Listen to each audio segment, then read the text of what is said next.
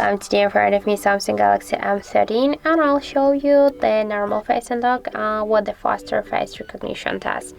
So let's just I'll explain you. I'll just make 5 tries to unlock the device with the normal face unlock, and after that I'll unlock the device with the second 5 tries with the faster face recognition.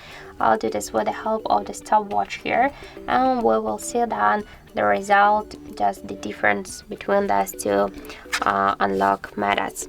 So let's just I'll launch the face recognition settings, and I'll turn off the faster recognition here. So now we'll just unlock the device with the normal face unlock. I'll just check if I'm sitting in a good position. So okay, let's start. 1, 2, 3, 4, 5. So 10 and 6 seconds. Okay, that's the normal, the good result for the normal face recognition. So let's just activate the faster one. Okay, let's activate faster recognition feature here. Okay, I just turn it off.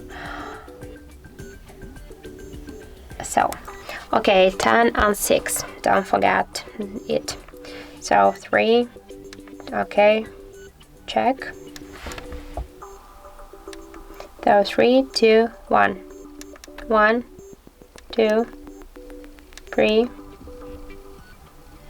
4, 5, 8 and 4.